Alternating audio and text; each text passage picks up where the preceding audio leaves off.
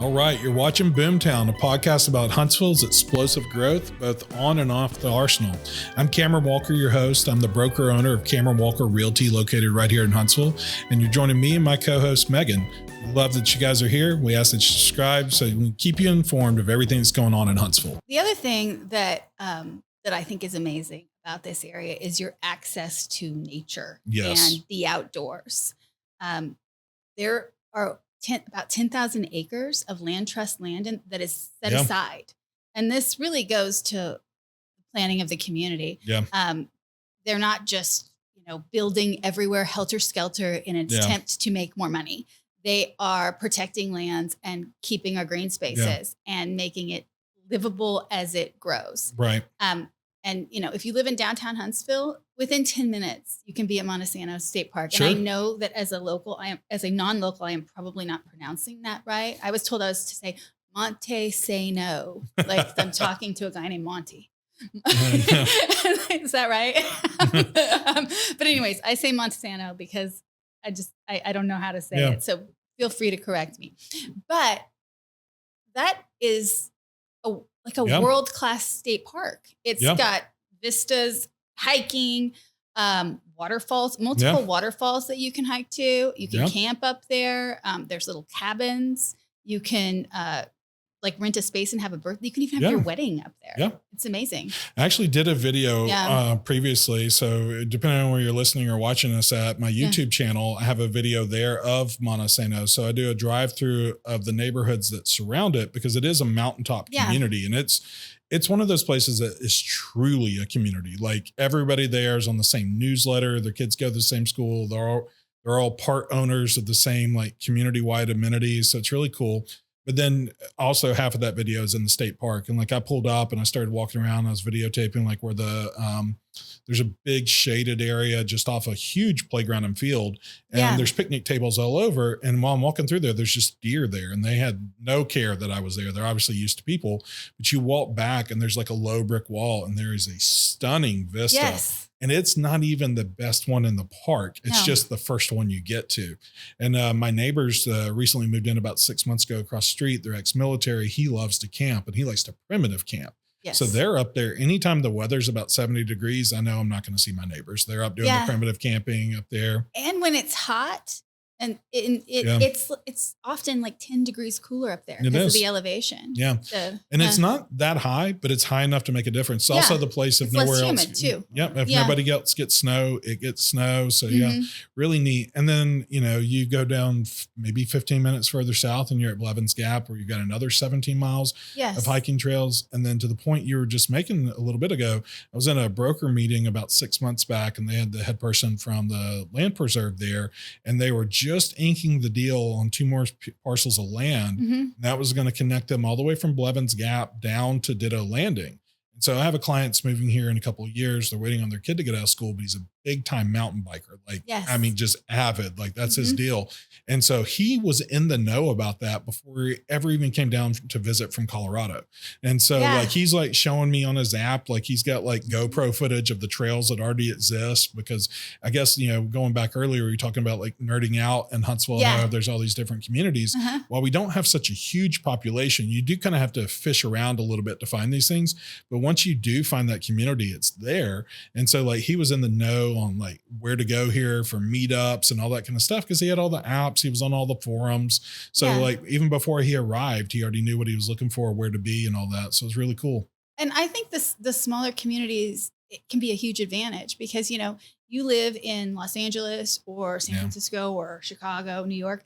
There's everything there, but it's very difficult to access. You know, it's for people, most people have to work so much they can't do it. Yep. Or else it's very expensive.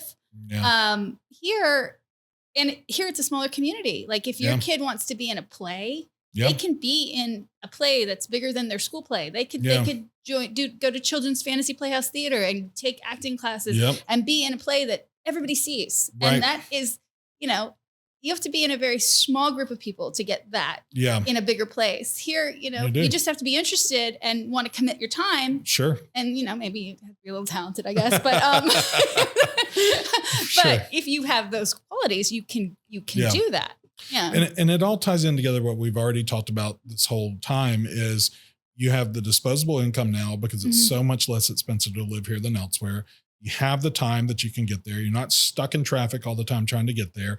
And you've got these small, tight knit communities. And despite us sending everything into space here, right? Rockets, missiles, shooting down missiles, satellites, whatever it may be, we do have this really thriving art scene. Yes. And so, like, you know, we were mentioning a moment ago about Lowe Mill, but I mean, you've got art festivals throughout the city. I mean, one of our biggest festivals until this last year when we brought in a big music festival was Panoply Arts and Crafts Festival, right?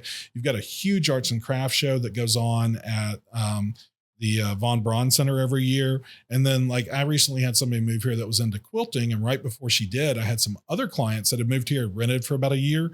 And so they'd really got like into the community. They're retired, but they're super active, right? Yes. Like retired only from work, not from life. And that was a big part of why they moved here is because they are so active. But they got in with this like quilting community that I had no idea existed. And they got this huge workshop where you can come. It's almost like the Lowe Mill of quilting. Yes. And, but it's like, you wouldn't know that stuff exists if you don't dig into it, but it's here, it's available to people and you have the time and the money to get there and do it. Yeah. There's all these little worlds that you can pop into if you meet the right person, or if you get interested in something, you can really go deep. Yeah. And that's amazing. Yeah. To have that opportunity. I think it makes your life better. Absolutely. Yeah. And for us, like my wife, I always joke she should be the realtor. She's the social arm of our family, right? Like I'll talk to a brick wall, but she'll have your whole life story out of you in 5 minutes. But that brick wall won't enjoy it sometimes. Right. There might be a hostage there, but she's super involved in our schools. So like, you know, we have a lot of different school districts here, and that isn't something that Alabama in general does not have a great reputation for, right? Yeah. But locally here, and the way I just kind of jokingly tell people is like, you know, the folks from NASA that came here in the 50s and 60s, they wanted their kids to be able to read. So they made sure we had good schools. And so my kids are in the Madison City School District, which has a great reputation. And I'm just going to say from personal experience with my kids, it has absolutely lived up to it. But it doesn't really matter where you are here. There's so much parental involvement. And there's so much, like, there's a lot of support from different corporations here, whether they're headquartered here or they're a national or multinational that just has a large presence here. You can't open like a news app or a web page without seeing like some story, like Boeing gave money to this or Northrop gave money to that. And then you see a lot of local stuff. Like we had a friend that was a head football coach in the Madison area. We'd go watch their games, and every week at halftime, they had a different organization out there, you know, awarding something either to the school or to some other organization in the community. So even these smaller businesses are really involved. And I think with the school system, with my experience, like especially going through COVID with 2 young kids, one of my kids was exposed, and this was back when nobody knew if they were going to live through it or not, right? Yes. So you had to take 2 weeks off from school.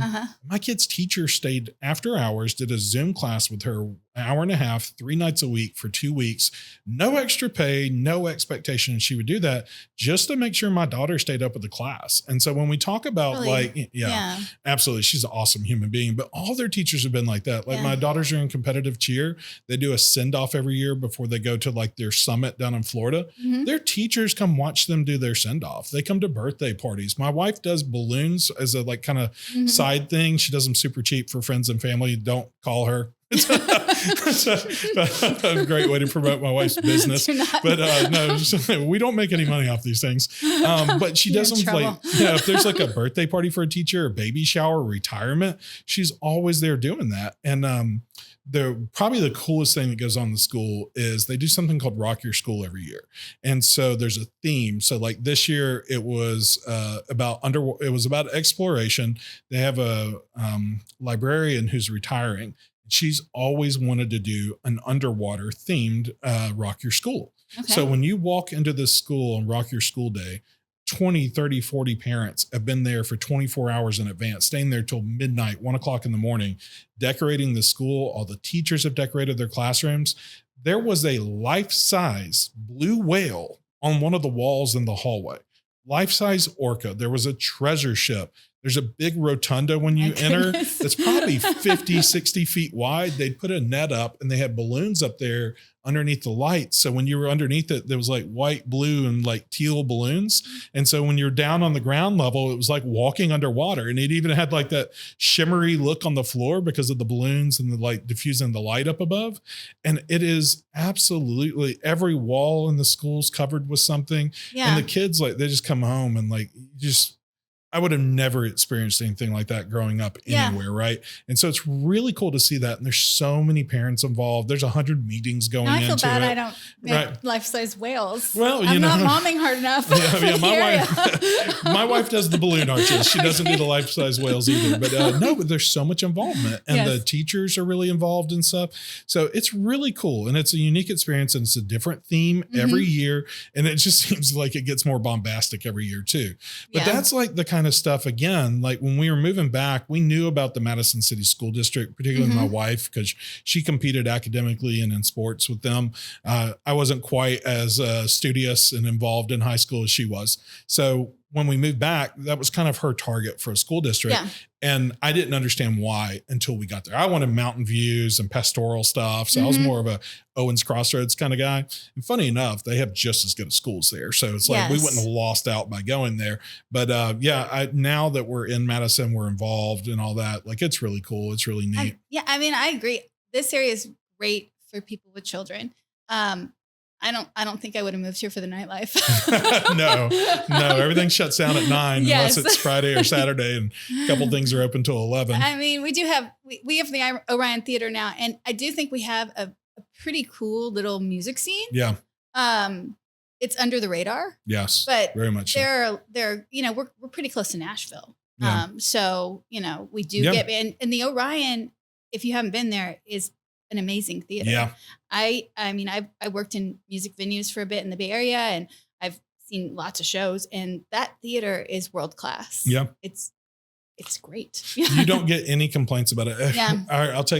I'll make one kind of caveat to that is I see people complaining about not enough Ubers when they leave. Oh yeah. So like that's there's the other never going to be enough Ubers around here. Yeah, and it's funny. Like I think once self-driving cars happen, I think Huntsville will jump on it, but or more of a thing. But yeah, it's like we're not an Uber heavy area. Like I don't even have the app on my phone anymore because I never use it. But I'm also a dad of 2 kids under 12, so like I'm at home every night anyway. We're not Uber heavy, and if you're coming from a bigger city or even some cities this size.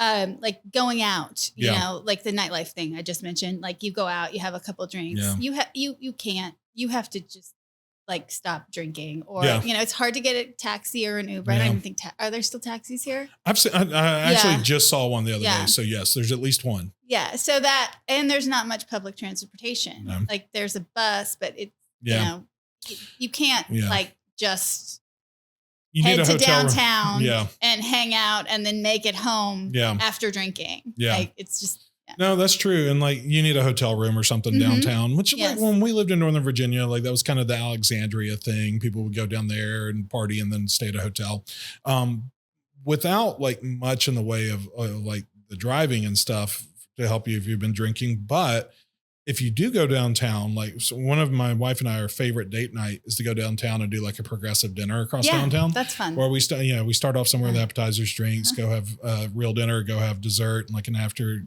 dinner drink. But again, we're not like plowing through the booze, but you have like restaurants like Sip, or not restaurant, but it's more of like a whiskey bar and cigar lounge like Sip. So you do have these cool little pockets downtown. But again, like you got to drink in moderation if you're down there, have your DD or have a hotel room. Yeah. And it took me a really long time to get my bearings here. I think because it's very spread out. Mm-hmm. And because you're not walking the whole thing. Yeah. Like it's not that walkable. And something about not walking makes it harder for me to remember where everything is. Sure. Okay. Fair enough. I don't know. It's when you walk a city, you get it on like the visceral level. Sure. You start remembering directions and where that was. But when you're driving all the time, I think it takes longer. Yeah. Yeah.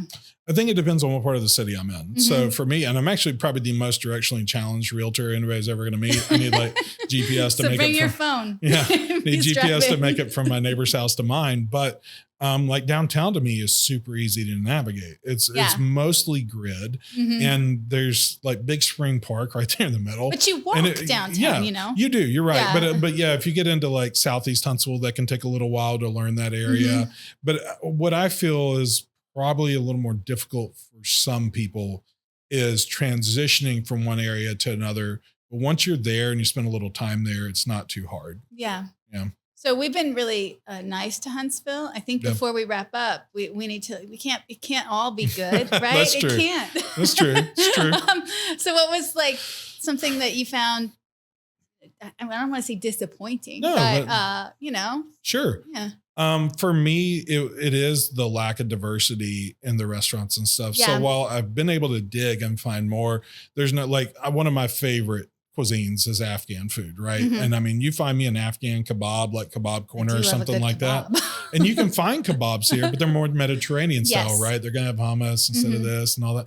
So like, I do miss that. I know Bonchon came in the last year. So that was a big one for me in Northern Virginia that I really enjoyed. But like I worked in Annandale, and if you're not familiar with Annandale, it has a large Korean population. And like, even if you're not at a Korean restaurant there, the menu might be in Korean. So when I worked in banking there, a lot of my coworkers were from Korea. So they really exposed me to a lot of different cuisine there. And while we do have some Korean food here, nothing like there, right? Yeah. Our Vietnamese is much more like Americanized Vietnamese food. So even the kind of ethnic cuisine that we have isn't as authentic in some cases as what you can find elsewhere, and certainly not the volume. That's true. And also I noticed this, you know, in San Francisco, LA, there's a big diversity of food that's cheap, like ethnic food. And, you know, you can go grab something fast. Yes. Here, there are a lot of good restaurants, but that like lower price point of just, you know, it doesn't exist as much. Yeah. It's very limited. It's in a food truck. It's in a food truck. That's where you're going to find it. Or Publix has really good sandwiches. Yeah, right. They're very good. Yeah. Speaking of, all right, so there's another one I hadn't thought of, but I'm glad you mentioned it. We used to go on Wegmans dates in Virginia. So it's you know, you're talking about some of the grocery stores you knew from the West Coast. So Wegmans is a big East Coast and has a huge buffet in it, like in all different types of food, different ethnic cuisines, but like pizza, Americana stuff. And so you could just go load up in there. And that was like a big thing for my family. Like on a Friday night, like we would do a family date and go to Wegmans, and like, who goes to the grocery store for like, you know, like family night? I think it has to do with the way people live here too. You know, bigger city, you're going to live in a smaller space. So you're going to spend a lot of your time outside, just eating out and hanging out and being out. Here you have a big house, probably with a dining room and a large kitchen. You got it. And so you're going to cook. So it doesn't accommodate that as much. That's true. Yeah. And probably one other thing for me personally, because I did wind up buying in Madison, and people don't realize this, like if you draw a line down the center of Huntsville and you go east, you're going to have more mountainous, hilly terrain, more trees. If you go west, outside of like Rainbow Mountain and maybe Wade Mountain, it's flat and it's all old farmland. Yeah. And so it's almost impossible to buy a house with a lot of trees once you get over to Madison, Athens, things like that. So if you buy an older house, they may have grown up there. But if you're buying a newer house, even like 15 years old, you're just going to have a wispy tree in the front yard and the backyard, because it was, even if the developer didn't clear cut it, the farmer that owned the land before did. Yeah. And so there's just not a lot that way. Now we're in an area where, you know, our temperate climate like is very conducive to trees growing. So you can make it happen. But, you know, it's like, what do they say? The best time to plant a tree was 20 years ago. The second best is now. Yeah. It's kind of the situation you're running into. It's like the best time to buy a house is 5 months ago. Yeah, exactly. In some cases, depends on the market for sure. How about you? What were some other things like for you that like were a little disappointing when you moved here? I wouldn't say disappointing, but like, I don't like tornadoes. Oh yeah. You know, the weather here it can be aggressive, I would say. Absolutely. And I always compare it, like, I'm afraid of tornadoes. Yeah. You know, and the locals will just look at you like you're just the dumbest person. Like, you just deal with it. Like, you might die. Yeah. I've had to kind of change my stance on this a little bit recently. So I would always tell people, and please don't take this the wrong way, that when I would see the news, I always thought all of California was on fire. Yeah. Now it happens now, to be now there is yeah. like a huge like fire there, and that's really unfortunate for those people. But I feel like when people look at Alabama, they see that same thing. Mm-hmm. Off and on, I've lived in Alabama over 33 years. I've never seen a tornado personally. Yeah. And until last year, I didn't know anybody personally that had damage except for one guy that lost one board on one fence. Yeah. In that 33 years, right? Now, obviously they happen. They can be devastating. They can definitely damage people's homes and property and loss of life. But I think other people don't realize is like, if you have a fire in your area, like one of these massive wildfires, you're out of luck. Yeah. If you're here, there are ways to protect yourself, your property, and financially. So like they make like storm shelters. So if you do have a lot of anxiety about it and you're in an area that tends to have more, you can get an underground shelter and above ground shelter. These things are designed to withstand the EF5 tornadoes. And then your homeowner's insurance covers it. It's not like flood insurance or hurricane insurance where you need this separate rider. Like your homeowner's insurance is going to cover it here. So I think for a lot of people that's surprising. And then the newer homes, many of the builders actually build beyond the standards necessary for it. So like Stone Martin's a builder that I worked with a lot in the last year with different clients. They actually did the hurricane straps on their roofs, and there's actually something different they do on the walls. There's like a lower section and then they build on top of that. And these are like for hurricane preparation. So if they're building down in South Alabama or Florida, that's a necessity there. It's not a necessity here, but it does make the house much more resistant to tornado damage. So you do, like I have one client that actually got a huge discount on his insurance because he had Stone Martin fill out a form. They weren't targeting this insurance program, but their build quality happened to land within it. Excellent. So one of the number one questions I get from people moving here is, so what about the tornadoes? I almost whisper it like one's going to hit them if they ask. And it's like, I do have to go into that a good bit. And, but having I don't roll my eyes at people, but I also have to explain to them like they're not that big a threat, Yeah. But I think the difference is you have tornado warnings here. Yeah. And yes, I have not seen an actual tornado since I've been here. Last year, a tornadoes hit downtown. Yeah. And you can see some of the damage from that. But that was the first time I've seen that. And there were no fatalities. It was some property damage. But you do get multiple times a year where you have a tornado warning. And when I first moved here, that was incredibly scary. Sure. And the locals are used to it. They're just like, they handle it. They're just like, we'll just go to our safe spot. But the first few times I was genuinely frightened. What surprises people here and what you don't get with outside of hurricanes, you don't get this, right? So if an earthquake happens, nobody knows it's coming. Yeah. Right? And it's not your fault. You haven't done something wrong, like not go to your safe space. Yeah, no, like, it just happened, right? Like, you were just, I've been in one earthquake in Virginia and I actually thought a truck had hit the building I was in. And, but there was no warning, right? It just happened. Here, like it's very rare that happens. We usually have like a first alert weather day 7 days in advance. Now, our guys can't forecast snow to save their life, but they can forecast severe weather 7 days in advance. And as they get closer and closer, the models get tighter and tighter, and they can basically tell you this is what time the line of storms is going to come through. This will be the worst batch. This first batch is less likely to have a tornado, but more likely to have straight line winds and all that. And they're highly accurate. Yeah. And that is probably why you don't see, that's probably why fatalities. I don't schedule showings on those days, right? And if I do, we're doing 2 a.m. before the weather gets worse in the afternoon, right? And that is exactly the reason why. Yeah. So we all have a really good head. I've never been in Alabama and been surprised that there were thunderstorms. It can happen that a small tornado drops out of a thunderstorm unexpectedly. It actually happened about a month ago over in the Athens area. But by and large, and even that, we had a tornado watch in place. Yeah. And so like, it wasn't that big of a surprise that it happened. Yeah. And the other thing that you're going to notice is because they're very accurate. Yeah. You're going to have school canceled here. Yeah. That's the other thing that I noticed. And this is something you probably need to pay attention to if you have kids, small kids, especially. School will be canceled several days out of the year because of tornado warnings. And because of severe weather. Yeah. I actually know the guy that works with the schools for the National Weather Service. And it's actually straight line wind is their concern. So for school buses tipping over. And so, horrible. Well, we don't want that to happen, right? So I get a little heads up if the schools are going to close by about an hour or so. So But so Todd, thanks. But you need to account for that because if you don't, even if you work remotely and you have a small child, you're not pretty much not working that hard that day.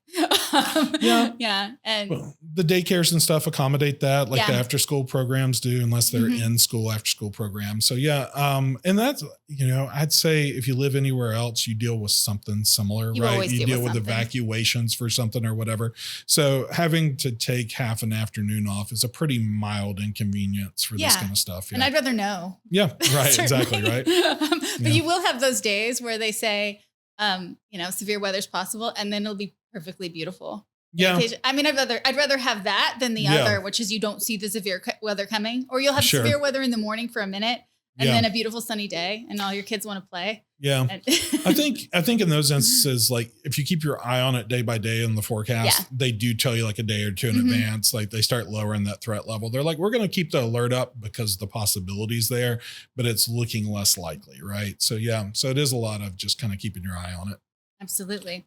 Well, I think we kind of ran the gamut of like what we could. Yes, for sure. We could go on for hours and hours, but these were kind of the big ones for me. So hopefully they were yours. Absolutely. As well. If anybody else has anything that occurred to them, I'm sure we'd love to hear about it. For sure. Like if you put it in the comments, like that is one thing. Like in Huntsville, like opinions flow freely. So feel free to share yours too. Yeah, and I'm sure I'm going to think of like 9 things the moment this segment is over. Right. Absolutely. Yes. Or hey, if we got something wrong, correct us too. Absolutely. Yeah. Thank you. Thanks, guys. Thanks for watching or listening. You can always catch us on audio, wherever you get your podcast, be Spotify, Apple, or you can watch our video on YouTube. Really appreciate you guys being here. Ask that you subscribe so we can keep you informed of everything going on here in Huntsville.